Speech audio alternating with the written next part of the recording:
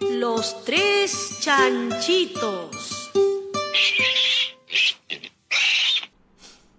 Hola, soy yo.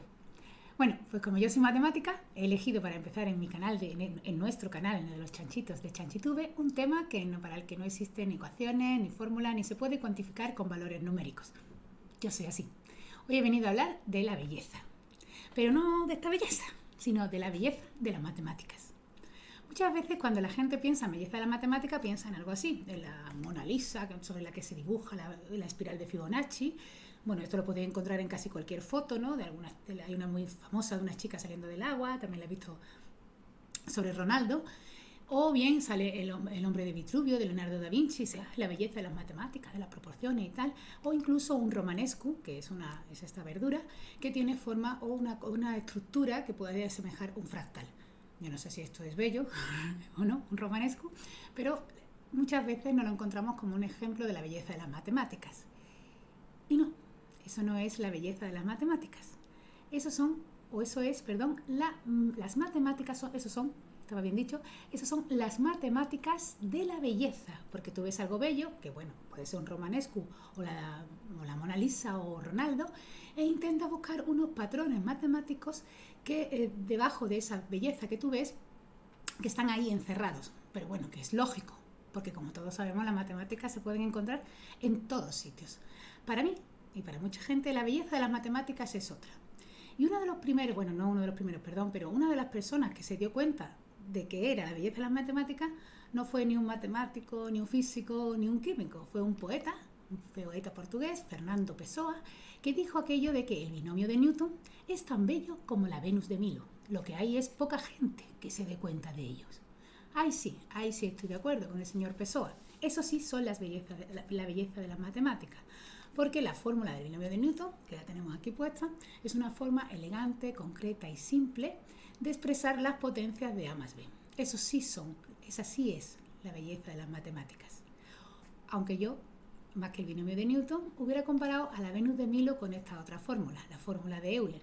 Como ven, en ella están las 5 constantes más importantes de las matemáticas, que son el 0, el 1, el número e, la unidad imaginaria i y el número pi, engarzados en una simple operación, en una suma, en una igualdad, claro. Y no me parece que no se pueda hacer algo más bello o voluptuoso que esta fórmula tan simple como la fórmula de Euler. No soy la única, hay mucha más gente, claro, muchos matemáticos y no matemáticos que han hablado de la belleza de las matemáticas, como por ejemplo nuestro amigo Dirac. Yo no sabría decir si Dirac es físico o matemático, vamos a dejarlo en que es físico, por aquello de que descubrió lo de la antimateria, que insistía en una de sus frases, en que el hombre no era muy hablador, que digamos, pero una de las frases que sí dijo es que para encontrar la verdad sobre el universo hay que buscar la belleza de las matemáticas. O sea que no es solo buscar la belleza por sí, sino porque posiblemente debajo de la belleza esté escondida la verdad del universo, como también dijo Bertrand Russell, que la matemática poseían no solo la verdad, que la poseen, sino la belleza suprema. Él decía que una belleza fría y austera como la de una estatua, pero belleza al fin y al cabo. O nuestro amigo Hardy, otro de mis matemáticos favoritos, que aseguraba en su libro, el de Apología de un matemático, que no hay un lugar permanente en el mundo para las matemáticas feas. Pues bien, posiblemente inspirado por esta frase de Hardy, que es muy conocida en el mundo matemático, del hombre del que yo vengo a hablar, el otro matemático, Paul Erdős, pensó que si no había un lugar permanente para las matemáticas feas, seguro que sí había un lugar permanente para las matemáticas bellas. Y él condensó esta idea diciendo que Dios tenía un libro donde estaban escritas las matemáticas bellas, donde Dios escribía las demostraciones perfectas y elegía a quién dárselas. Erdős no creía en Dios, Erdős era ateo, pero pensaba que no era necesario creer en Dios para ser matemático, pero sí que era necesario creer en el libro donde están las demostraciones. Ese libro, las demostraciones perfectas, ese libro que es que está aquí, The Proof from the Book, que también existe en español, como veis no lo tengo, pero lo podéis ver aquí, traducido por dos amigos, por Pedro Ramos y Julian Feifel. Es un homenaje, o una especie de homenaje, sin especie, que Martin Eigner y Gunther Ziegler, que son dos matemáticos, quisieron hacerle a Paul Erdős. Entonces le contaron la idea, le dijeron, vamos a escribir el libro Vamos a recoger esas demostraciones. Bueno, habrá otras que todavía no hemos descubierto, que están ahí esperando, que Dios, a quien Nerdos, por cierto, llamaba el supremo fascista, se las regale a alguien. Pero de las que ya han sido regaladas, vamos a recopilarlas en un libro que vamos a llamar Proof from the Books, el libro de las demostraciones. Y a Erdos no solo le gustó la idea, sino que cuentan Gunther Ziegler y Martin Eisner, que al cabo de un rato volvió con varias hojas llenas de sugerencias, no solo de las demostraciones que debían incluir en el libro, sino cómo debían escribirlas en el propio libro. La idea de estos dos matemáticos, de los que hicieron el libro, era entregárselo a Erdos, que se publicara, y entregárselo a Paul Erdos en marzo de 1998, porque se celebraba un congreso, homenaje a Erdos en su 85 cumpleaños. Lamentablemente Erdos se murió 2 años antes, pero bueno, no pudo ver el libro terminado, pero sí al menos supo de su existencia, y sí que muchas de las pruebas que vienen en el libro están sugeridas por él. De todas las pruebas que hay ahí, bueno, si habéis escuchado nuestro podcast, el correspondiente a este vídeo, que si lo habéis visto todo en directo ha sido hace un ratito, hemos resaltado algunas. La primera de todas, que es la demostración de Euclides de que existen infinitos números primos, que es una demostración muy antigua pero muy muy elegante, y algunas más sobre el problema del problema del palomar y otras que hemos reseñado. Sin embargo, yo he dejado pendiente una que dije, bueno, debe ser mi favorita de las que vienen en el libro, bueno, porque está en la parte de Graph Theory, de teoría de grafos, pero no la puedo contar en el podcast porque no tengo dibujitos, así que os la voy a contar ahora con dibujitos. La demostración a la que me refiero es a la demostración del teorema de la galería de arte. El teorema de la galería de arte es la respuesta a una pregunta muy simple, como suelen ser las preguntas bonitas en matemáticas, que hizo Victor Klee, un matemático, obviamente, en 1973. La pregunta es simplemente, ¿cuántos vigilantes son suficientes para vigilar un museo? Suficiente, eso es no necesario. Si no hace la pregunta así, rápidamente diremos, bueno, pues depende del museo. Pues vamos a poner algunas condiciones, vamos a fijar bien el problema, porque así fijado pues hay muchas preguntas que hacer. ¿Qué es un museo? ¿Qué significa un vigilante? ¿Qué capacidad tiene un vigilante de vigilar? Pues vamos a poner algunas condiciones para que el problema quede mucho más claro, para que quede concreto y bien. La primera de ellas es que la planta del museo la vamos a entender que es un polígono simple. Que si miramos lo que es la planta del museo en el plano, pues lo que nos sale es un polígono simple. Un polígono simple es un polígono en el que no se cruzan dos aristas, es decir, que no hay dos paredes del museo que se crucen, lógicamente. Eso siempre va a ocurrir, salvo que lo diseñe Calatrava. La otra condición que vamos a imponer es que los vigilantes no pueden estar en cualquier sitio del museo, sino para simplificar el problema, que esta es la primera versión del problema y hay que simplificarla, vamos a suponer que están fijos en las esquinas, en los vértices del polígono, y que no se mueven. ¿De acuerdo? O sea, uno puede pensar que no hay ningún vigilante fijo, que es un problema real, pero si lo piensan con cámaras, pues sí, porque normalmente las cámaras suelen estar fijas en los sitios. Si tenemos un polígono como este, esas son las posiciones que puede tomar el vigilante. Y por último, la última condición que vamos a dar en cuanto a la capacidad o el poder del vigilante, tiene que ver con su visión. El vigilante es capaz de ver a 360 grados alrededor de él y además no son miopes. ¿Qué significa que no son miopes? Que salvo que haya un muro delante de él, ellos pueden ver todo lo lejos que quieran. O sea que si tenemos este polígono y un vigilante en esa esquina, pues evidentemente esa zona sombreada en verde es la que el vigilante podría ver. Bueno, pues si hacemos si fijamos estas tres condiciones, que el polígono sea un polígono simple, no haya cosas raras de cruces de paredes, que los vigilantes estén quietecitos en la esquina donde yo los ponga, y teniendo en cuenta que pueden ver 360 grados y que no son miopes, ¿cuántos vigilantes son suficientes para vigilar un museo?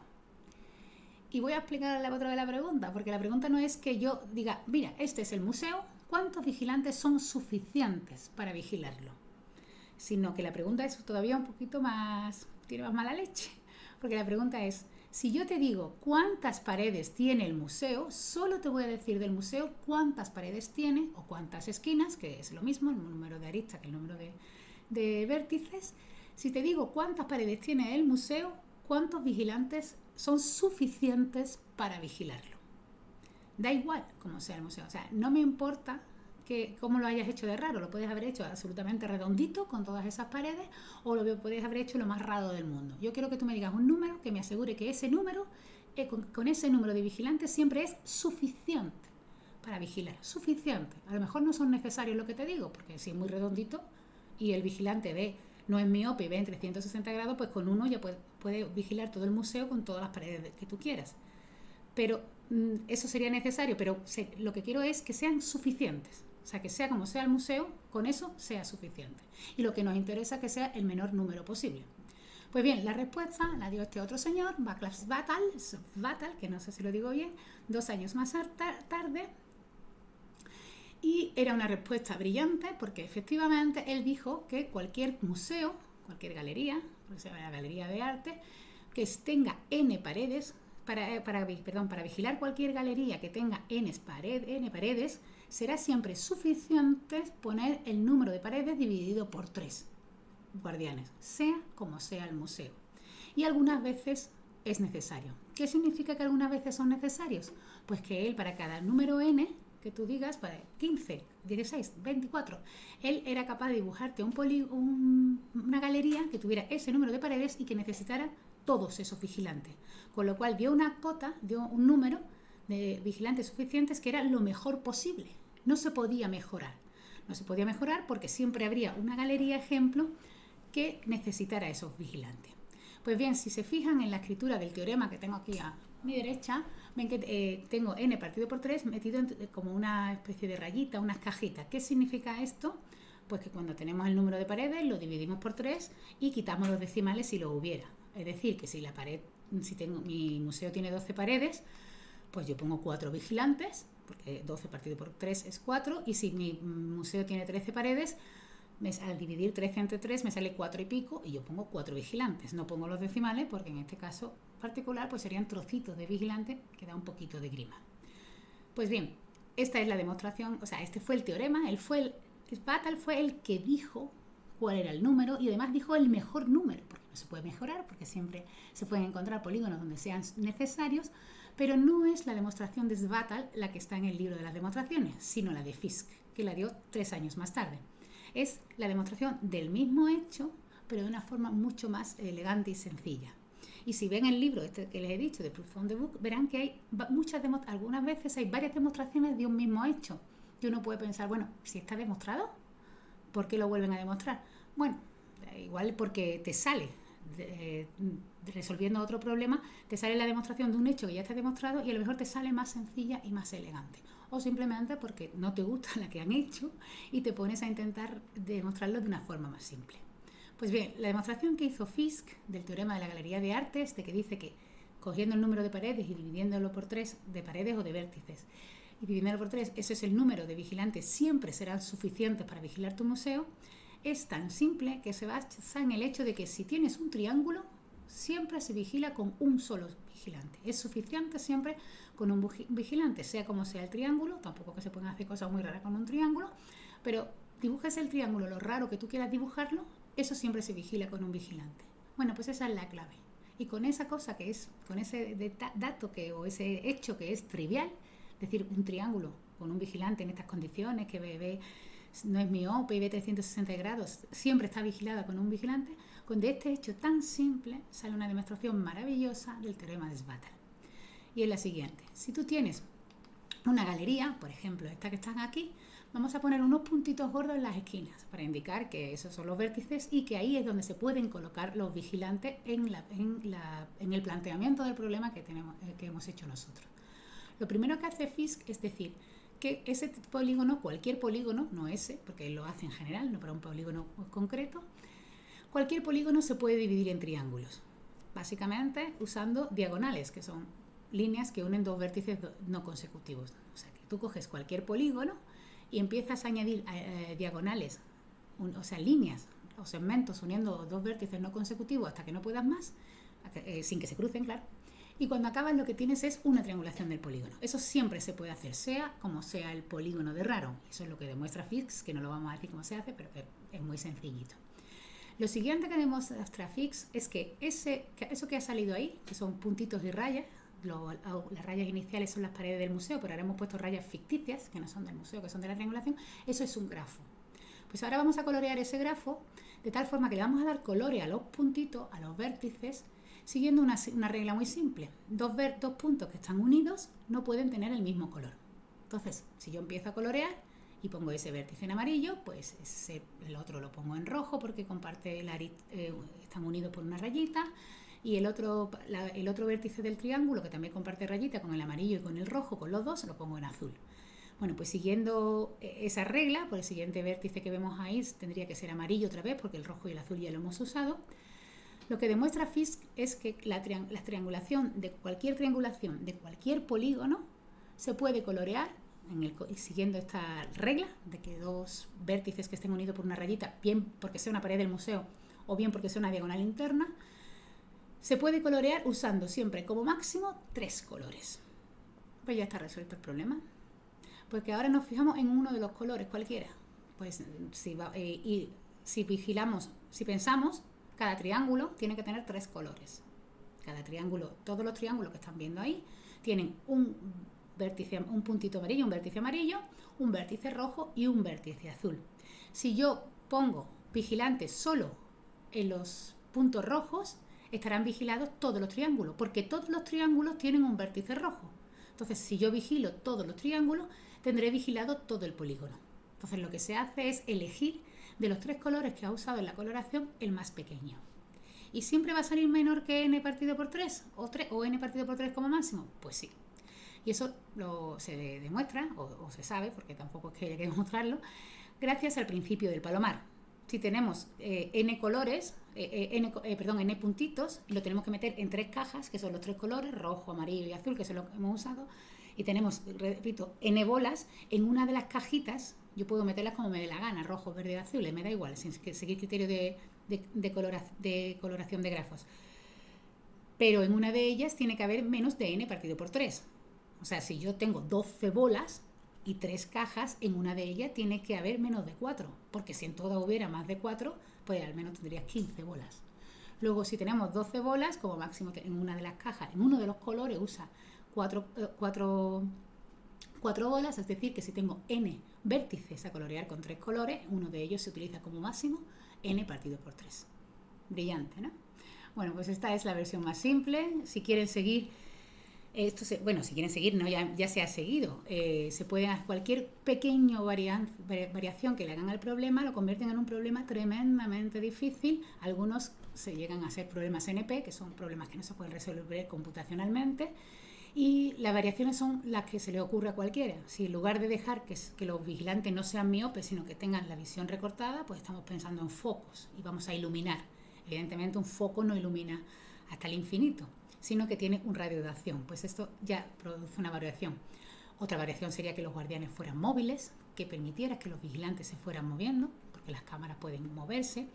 Otra versión del problema es diseñar una ruta óptima para el vigilante. O sea, que no esté todo el rato vigilando una sola parte, sino, por ejemplo, cuando cierran el museo, qué ruta óptima debe recorrer el vigilante para que sea lo más corta posible, en el sentido de que no deje demasiado tiempo nada sin vigilar. También es un problema que se resuelve en este mismo sentido.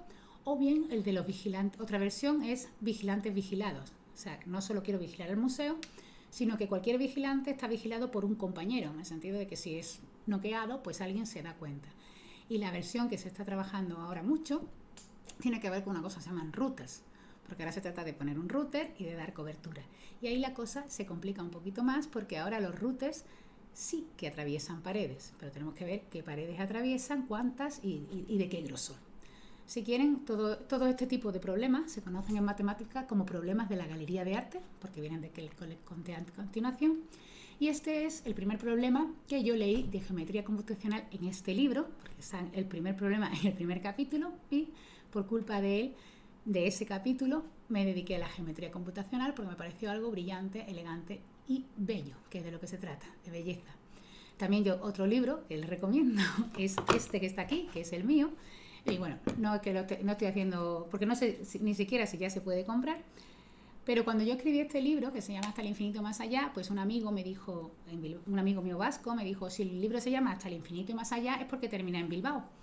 Y la cosa, el libro ya estaba impreso, es que la última imagen que se puede ver en el libro, que no sé si se verá ahí, así que la ponemos aquí en grande, es el Guggenheim de Bilbao. Efectivamente, el libro se llama Hasta el infinito y más allá y termina en Bilbao porque ese libro termina con Mati, la protagonista, contándole a los niños lo bonito que es la belleza de la demostración del teorema de la Galería de Arte.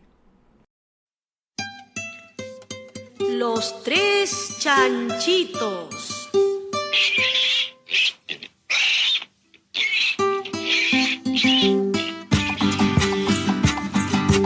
Muy bien. Ahora le toca a los tres chanchitos. Eso.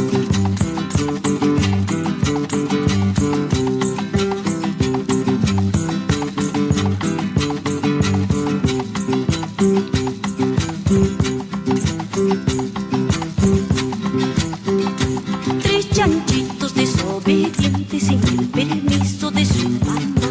Una mañana muy tempranito se salieron a pasear. Cuando estaban paseando solos vino el lobo y se los llevó. Los chanchitos lloran y dicen: ay, señor lobo, ten compasión, ya no seremos desobedientes, ayudaremos a mamá. Tres chanchitos se van en tren, se van en tren, se van en tren. Uno moviendo el hociquito, otro moviendo la patita, otro moviendo la colita. Tres chanchitos se van en tren, se van en tren, y muy bien.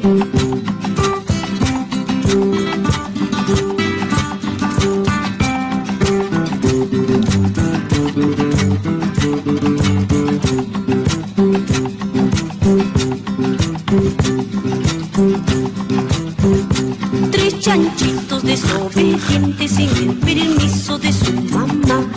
Una mañana muy tempranito se salieron a pasear. Cuando estaban paseando solo vino el lobo y se los llevó. Los chanchitos lloran y dicen: ay, señor lobo, ten compasión, ya no seremos desobedientes, ayudaremos a mamá. Tres chanchitos se van en tren, se van en tren, se van en tren. Uno moviendo el hociquito, otro moviendo la patita, otro moviendo la colita. Tres chanchitos se van en tren, se van en tren.